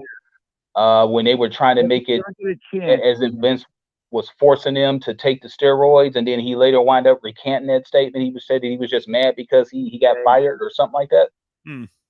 It messed him up apparently. But Charles, you ever get a chance, look it up. Read that story about that. It was pretty interesting. Yeah, I'll definitely take a look into it. I appreciate it.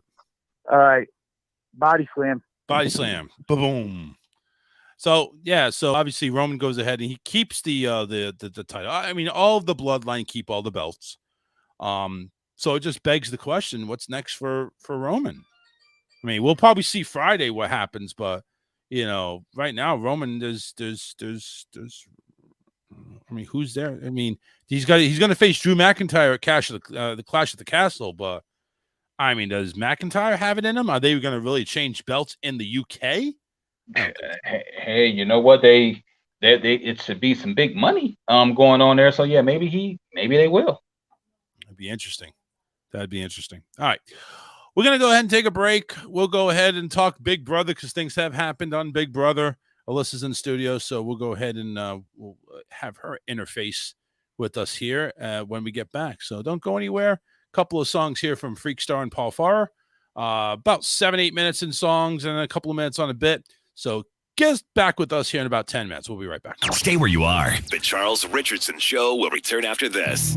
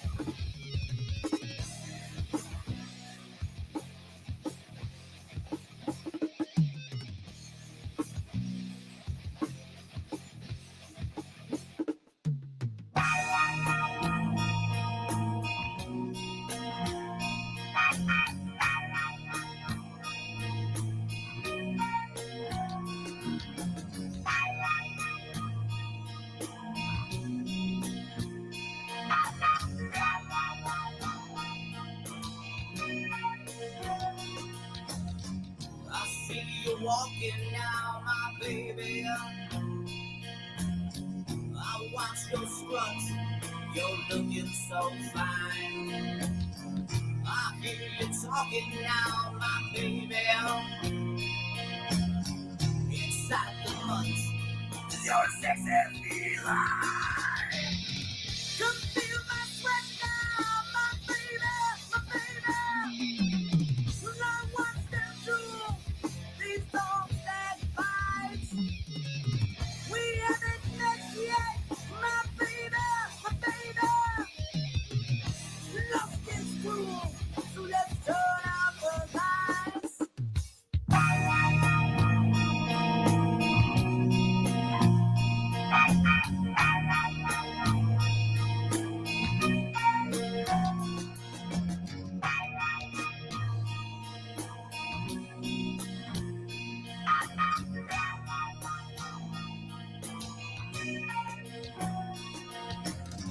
Is that your sister now, my baby?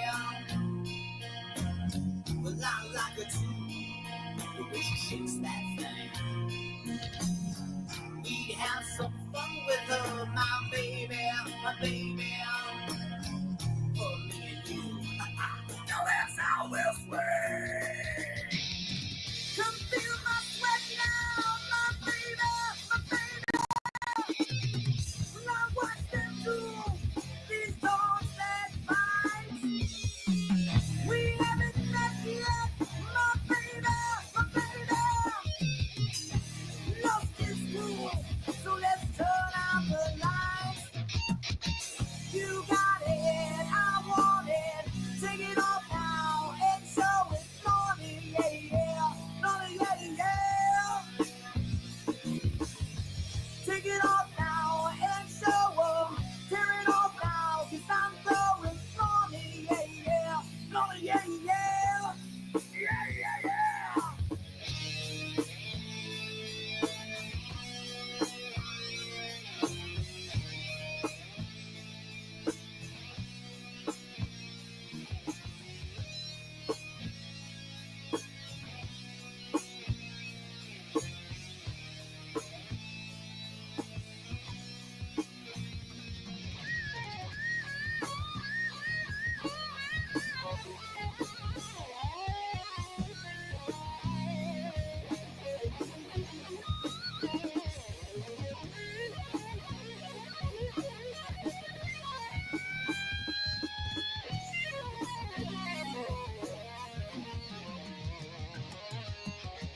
You got it, I want it, take it off now and show it, naughty, yeah, yeah, naughty, yeah, yeah. Take it off now and show 'em, tear it off now, 'cause I'm going naughty, yeah, yeah, naughty, yeah, yeah, yeah, yeah, yeah.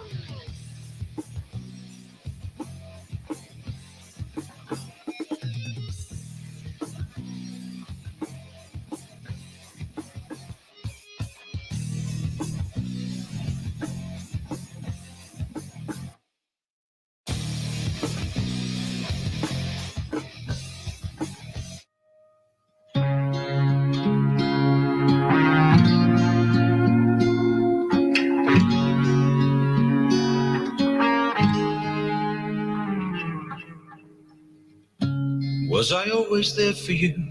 Did I stay to see it through? Did I? Did you feel both safe and warm when I held you in my arms? Did you? Or did I fail to hear all your words? And did I fail to touch you with my mind? Was I sometimes hard to reach when I stood there by your side? Was I? And did we fail to see the signs when we tried to hold back time? Did we? And did we fail to hear all our words? words? And did we fail to hold them inside?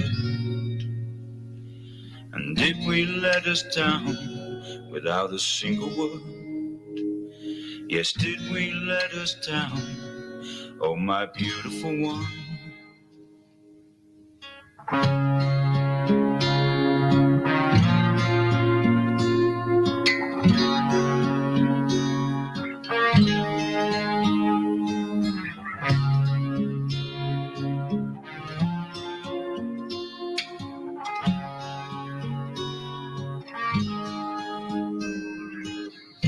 Did we fail to hear all our words? And did they fail to reach us inside?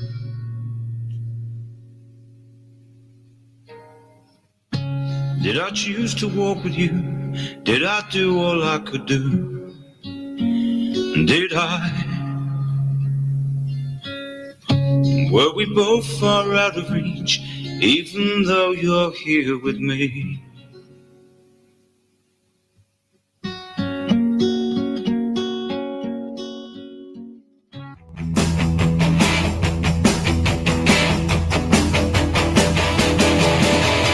Flew in from Miami Beach on Air Force One. Didn't get to sleep last night. Cause on the way the stewardess was on my knee. As I invoke executive rights, I'm back in the USSR. I walk around like a star, boys. Back in the USSR. Staying at the Kremlin in the Tillerson suite reminds me of my pad at home. I think there is a camera in the toilet seat. I hope they haven't bugged the phone. I'm back in the USSR. They should proclaim me a czar, boys. Back in the USSR. Oh, those boom boys will either knock you out or poison your behind.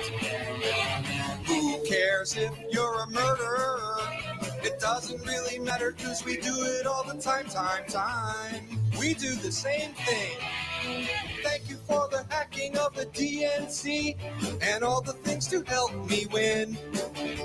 I'll help you with the sanctions, but if we get caught, I'll blame it all on Michael Flynn. I'm back in the USSR.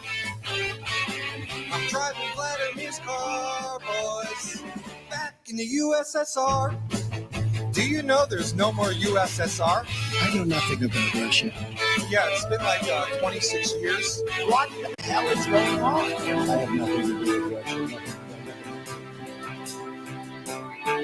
Follow us on Facebook and Twitter. Search The Charles Richardson Show.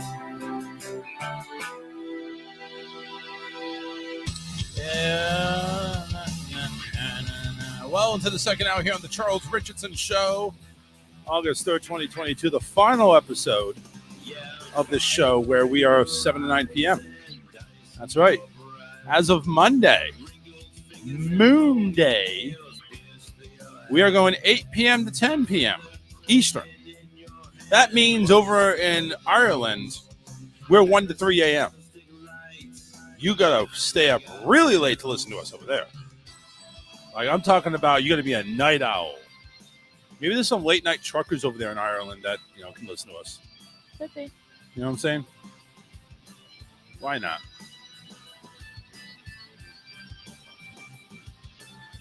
I got a really pain in my tooth in the back. That's not good. Not good at all.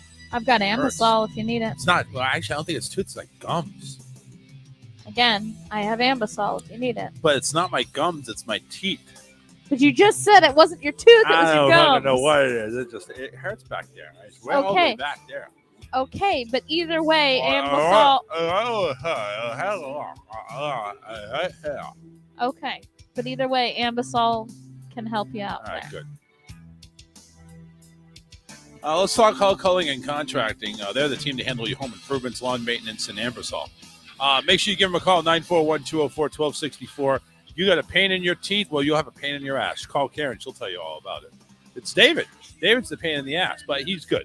Hull Culling and Contracting. Give him a call for a free estimate. And, fair pricing, hard work. That's their motto. 941-204-1264. Call Karen and David. Hull Calling and Contracting. 941-204-1264. I think we lost Eric. He was having some issues with the internet, so I don't know. But at the same time, we lose one, we go ahead and gain another.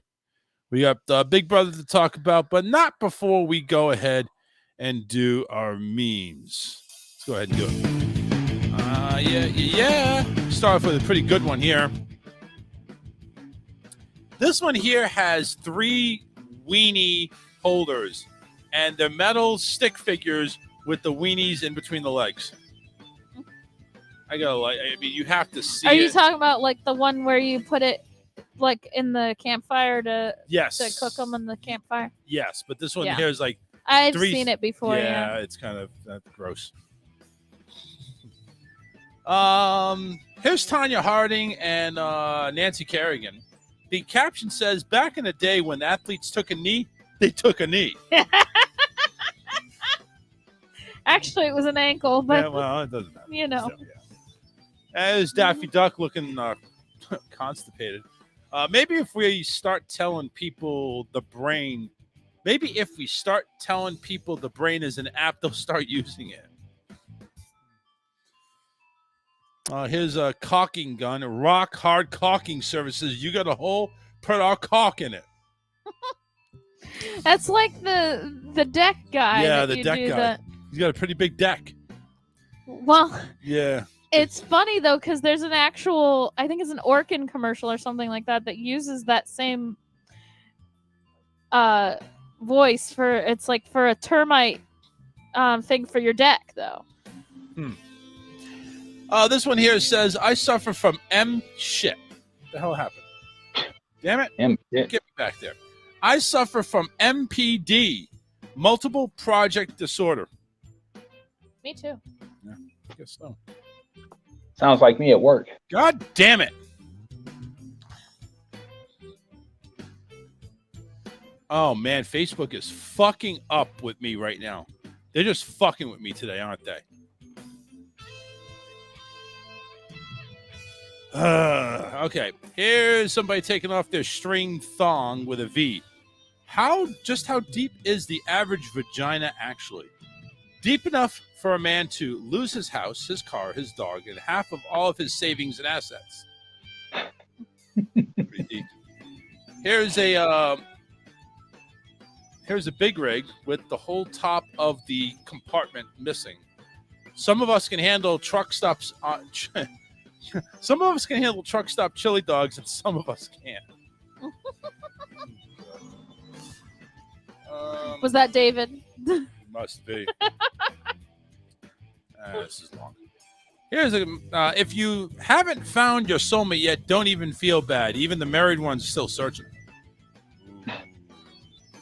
Every time a bird craps on my car, I eat a plate of wings on the front porch to show them what I'm capable of. Wow. Soulmate. I said to myself, self, and I knew it was me because I recognized my voice and I was wearing my underwear. Today is going to be a good day. Damn, some of these are multiple here. Not everybody realizes this, but if you clean the pipes, try this again. I'm not able to talk today. Maybe we need to go to 8 to 10. Not everybody realizes this, but if you clean the pile of receipts out of a purse and stack them together, it makes a teeny tiny book about why you're broke. That is true. Yeah. I like that. Everything's digital.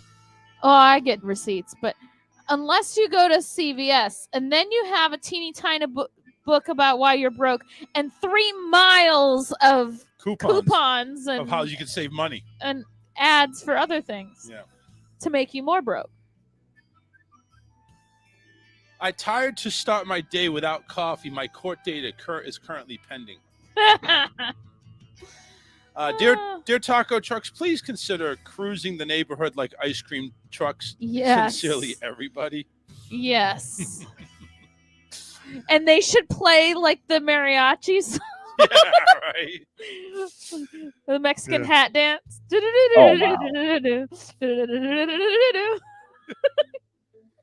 This one says, guess who's all caught up on laundry? Not me, but I'm sure somebody is, and I'm proud of you. Is that it? I think that's all of them. Yeah, Oh all right. man, now I want the taco trucks to drive around like ice cream trucks.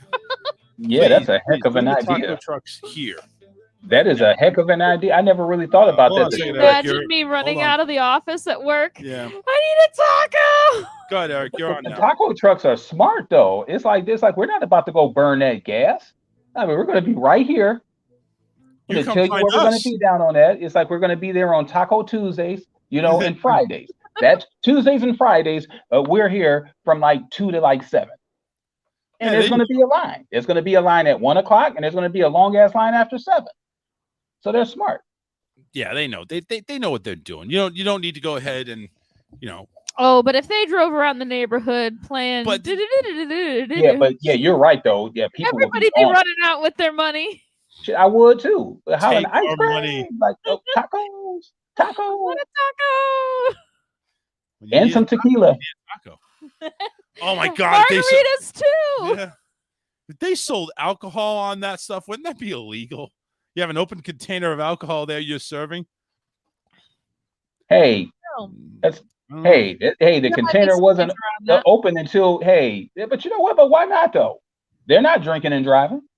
Yeah, it's true. Test me there, senor. I mean, there should be a way. Like you can put an open container in your trunk, and nobody's gonna, arrest you for it because you're obviously not able to drink it because it's in the trunk.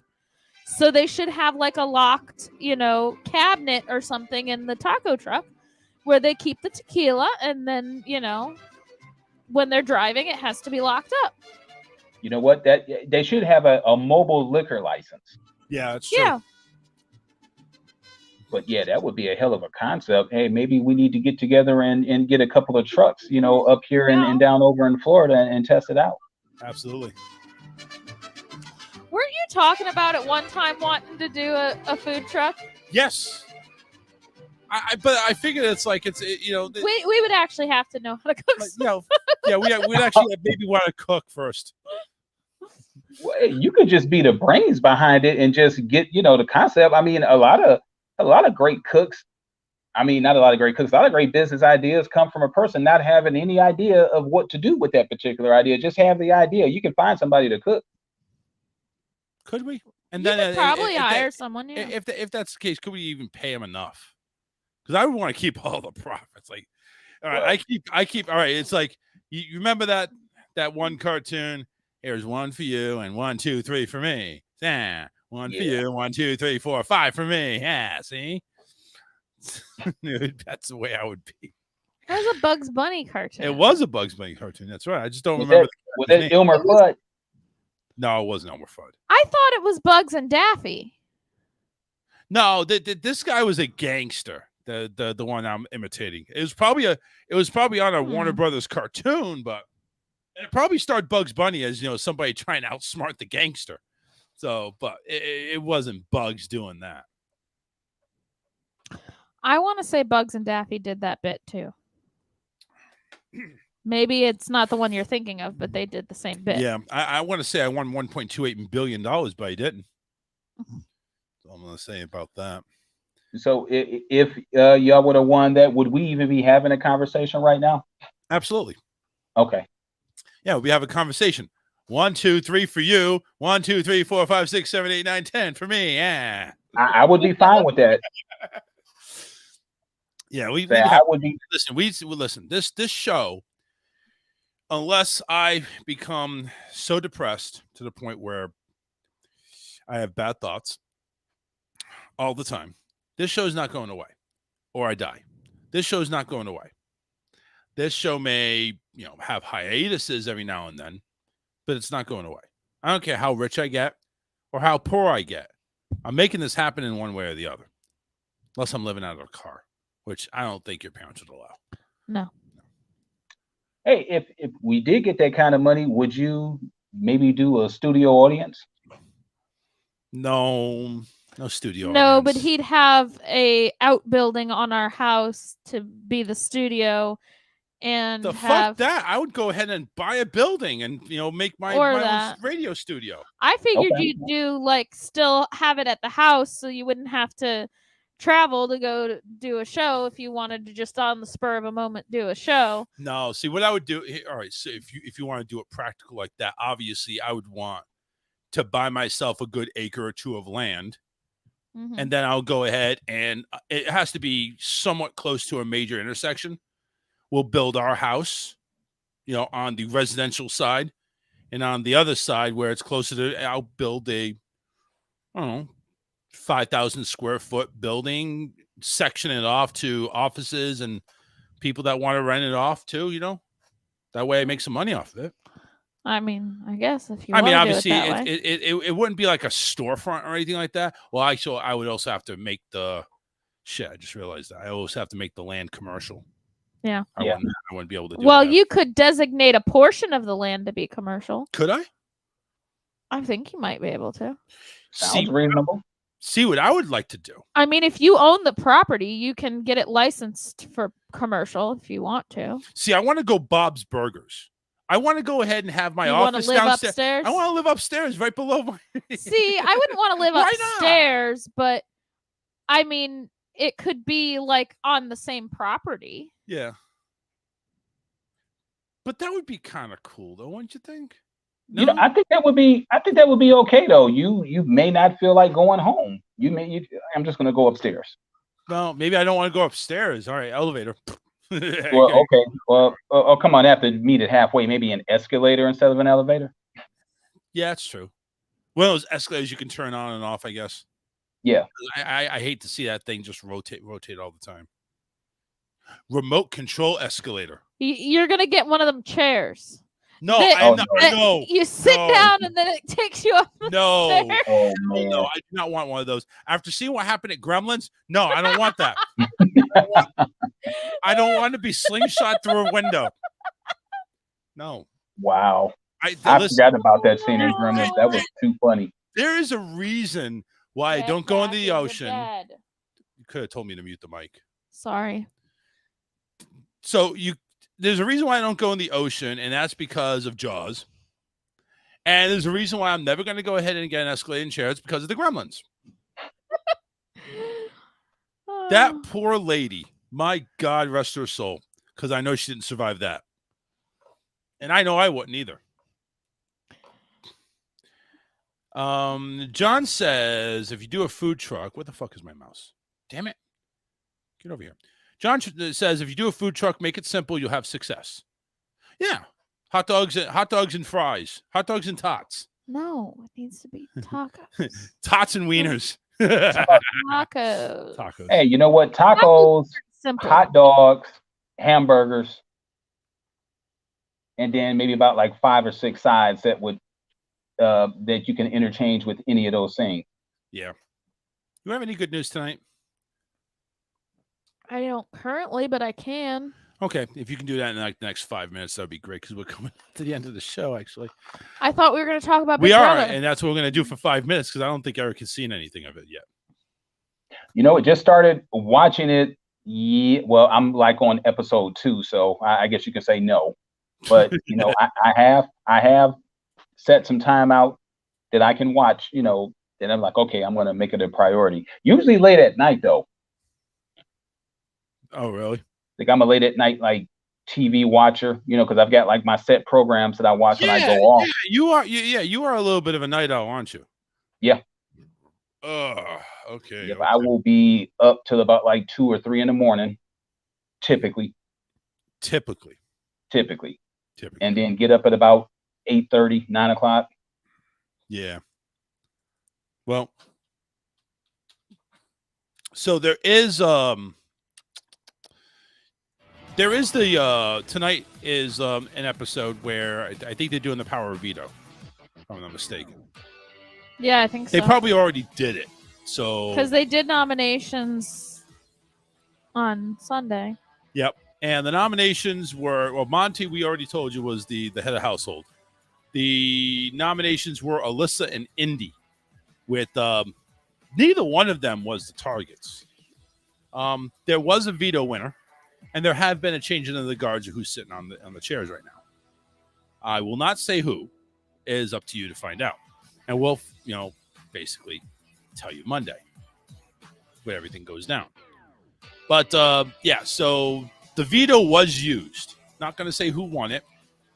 I will say who didn't win it. Michael didn't win it. Well, so his it's streak about comes to an end at 3. So still the first 3, that's a pretty powerhouse. that is pretty damn impressive. Yes, I will have to say. And you know what? I bet you he didn't play in the veto, and that's why he didn't win. Possibly, yeah, you might be right there. So he might be 3. Not everybody plays. He might be 3 of 3 when his name is called. But yeah, the 2 that are on there actually are 2 that have been talked about being on there, but I think it's going to be a change in the guard this time. Anyway, I'm guessing. I'm guessing that Taylor hasn't caused any sort of mischief this week. No. So again, Taylor is actually Taylor's in the good graces now. She's in the good graces. She's part of the leftovers. And yeah, like I said, she's safe because the leftovers actually have control of the house, and that's a good thing. At least for Taylor, it is. But it's bad news for everybody else because they're owning the vetoes, the head of households, so they're just owning everything right now. Well, the thing with Taylor was there was a lot of miscommunications and a lot of misunderstandings about things that she said and did. So everything was misconstrued, and it made everybody dislike her. But then they got to the bottom of it and figured out, wait a minute, this isn't actually how it happened. Yeah, the first thing was secondhand information. Yeah. The first thing was she was hanging with the guys, basically alienating all the girls. And so she's trying to go ahead and rub elbows with the guys and try to get on their good side. She was basically just being a flirt. Yeah, pretty much. Okay. And Taylor's a pretty good flirt. Don't get me wrong. But she's got an emotional side, like, my God. So people go ahead and I'm surprised she didn't take the door in 86 herself to get out of the house. I mean, she is a freaking emotional wreck. But yeah, she finally went ahead, explained herself, and she's gotten back on track because there was just one too many blow-ups in the house over her, and it turns out some people heard the same conversation. And it was in 2 different ways. Right. And that's where it's I think that was the conversation where Daniel blew up at her about what Nicole had said that she said was the one that was kind of the turning point of everybody realized, because there were several witnesses to that conversation who went ahead and said, I don't think she meant it that way. There's no need for any of this. All this hostility. What the fuck's going on? My God, can't we just love each other? Can't we all just get along? Group hug in the shower. As Julie says, Yeah, do right. unto others. No, they no. would do unto Love, you. Love one Love another. one another. Yeah. Yes, that's her new one. Do not eat yellow snow. There was Make last sure- year and the make year sure- before, yeah. she had a different motto for every episode. Make sure you courtesy flush if your shit stinks. Just Was that really a saying? Do you really think it was? No. Well, you know what? I wouldn't be surprised at anything on TV now. Charles listens to Howard Stern, and he went on a whole rant on Julie's different sayings Julie should sayings that she was doing. So he just started making up his own, and they were really off the wall, crazy things. Alrighty, courtesy flush. So that's actually a good one if you're staying in a situation where everybody's got used the same bathroom. Smelt it, yeah, you dealt it. If you smelt it, you dealt it. No, I think that's what Howard actually went ahead and put out there. Oh my God! So, anywho, this is Julie Chen Moonves reminding you to bang a CEO every now and then. You get paid. Bang a CEO every now and then? Didn't one just get ousted for doing that? Oh my God! All right, news, because I think we need to wrap this. Well, bitch if we're up. done talking about Big Brother, yeah. Yeah. Do you have anything? What do you want to add, or do you want me to tell you who's on the block? No. Well, I kind of already figured it out from what you said. Yeah, Nicole and Taylor. So, but Nicole is probably going to be the one that is going to be ousted because, like I said, the leftovers really do not like Nicole. Well, she, as you said, even she's really harsh. Yeah, she's a very bitch. She's very just direct, and she's just really harsh, and it's So you get aggressive. That was the word you used. It's aggressive. Be aggressive. Be aggressive. Yeah. This is Julie Chen Moonves saying, "Be aggressive. Be aggressive." Boring. Oh, sorry. Anyway. But yeah, that's what's happening here. And hell, while we're at it, the veto winners were Daniel and Kyle. I don't know which one of them won, but obviously they're the ones that hold the veto. So yeah, Daniel and Kyle actually won. I'm surprised that they used it. If it's one nerd, it's the. If it's not one nerd, it's the other nerd. Kyle had to have convinced Daniel to use it because Kyle could have been the one that won it, though. Well, that's true. Maybe. So we'll find out. There's still a lot of questions as to how Nicole and Taylor ended up on the block and Alyssa and Indy were left off. Is Alyssa and Indy close to? Oh, I know Indy's ain't close to anybody. No. Alyssa. Not really. Well, the other girl is Alyssa and Kyle. Kyle's the one that Alyssa's. They kind of have things. Okay. But Are they dating? Kyle is also part of the leftovers. Yeah. And remember, they were kind of toying around with the idea of backdooring Nicole. Kyle wants to fuck Alyssa. Let's put it that way. So, but he also, there was that little bit of information that Alyssa may or may not have a boyfriend on the outside of the house. And what was Kyle's reaction? I don't know. I'm just horny as hell, I guess. Yeah. Okay, Kyle. This is Julie Chen Moonves reminding, don't be so horny, you fucking guys. Wow. Yeah. All right. I think that's going to do it for Big Brother Talk. Remember, Wednesday night, Thursday night. Thursday is going to be the eviction. Tonight's the veto. You already know who wins the veto, but check it out to see all the intertwines in the drama that's happening with Big Brother on CBS. And, of course, Paramount Plus if you want to see the live feeds and have something to go to sleep on. So the live feeds are just like open all the time, 24/7. Yeah, pretty much. I mean, there's occasions where they're taping something, so now they have like dogs and cats that are like up for adoption. You get to see them playing around with each other, so it was kind of cool. We were watching it that one night where the power of veto was going on, and they didn't make it. Oh, the HOH. I'm sorry, the HOH was going on, and they was just going. I mean, we're waiting for them to come back with the live feed so we could find out who won, and it was taking forever. It was taking forever, and so we just kind of like, oh, this is so cute. My God, that was pretty much how it went. I was like, oh, that dog's going to sleep now. That's kind of boring. Yeah, I want to go to sleep now too. There was no dogs that were going to sleep. There was one dog that was trying to go to sleep, and the other one kept on playing. Yeah, there were these two puppies that were in the same pen, and one of them was trying to go to sleep, and every time it would try to go to sleep, the other puppy would come over and bug it. Wake it up. There was no sound, by the way, but it was just funny. It's like, I'm gonna play with you. You may be sitting down and laying down, but I'm gonna play with you and make you move. And then one point he went and sat on the other puppy. Wow. Yeah, it was fun. And then the other one, when it laid back down, when the hyper one laid down, the other one came and laid and put its head on top of it so that it wouldn't get up. So that wow. What was that about? I don't know. That's some animal stuff that we don't get into. Let's go to news.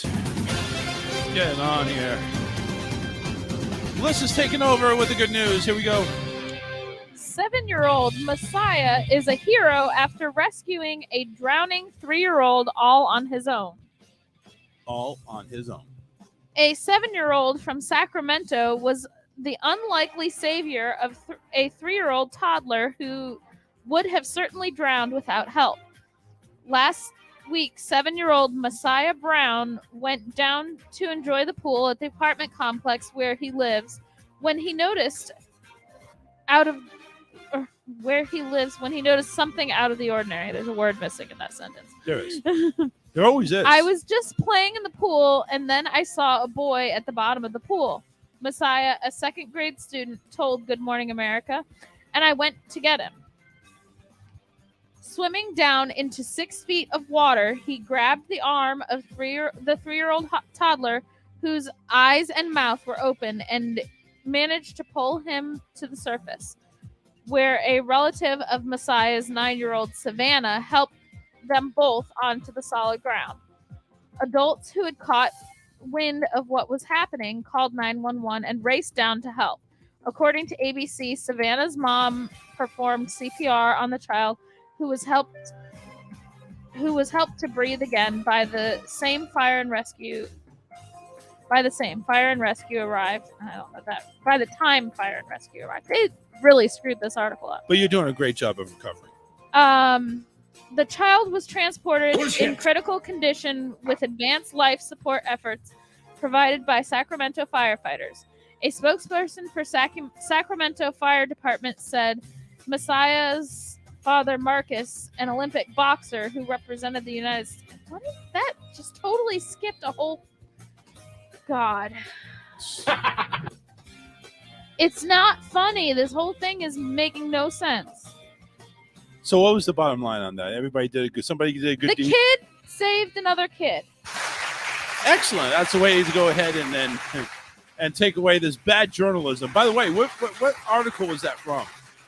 It's from Good News Network. Good News Network. You suck.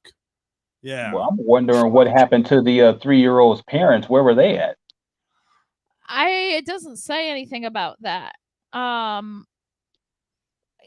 I wonder the same thing, though. It was probably in some sentence that they missed out, like on half the grammar and half the wording. So, if you want to go ahead and decipher it, by all means, go ahead to Good News Network and see. I wonder if the 3-year-old wandered out of the house or something like that. Yeah, it's possible.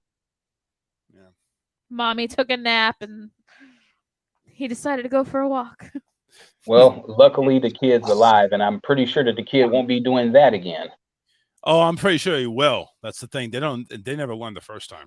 Well, let's just hope you're wrong. Yeah, definitely go ahead and make sure you check us out on Monday. We are going to 8 to 10 p.m. this Monday, the 8th of August. 8/8. We're starting at 8. It's lucky 8, so make sure you go ahead and play that on your lotto. 888. I think I will. Yeah. So, Eric, Is that kind of like on the 7th at 7? Yeah, exactly. On the 8th at 8? Yeah. It's the 80s on 8. That's a serious thing. No, not very serious. But anyway, Eric, go ahead and then give us some words of wisdom here. Julie Chen, Eric. Hey, make sure that you close your eyes when you go to sleep.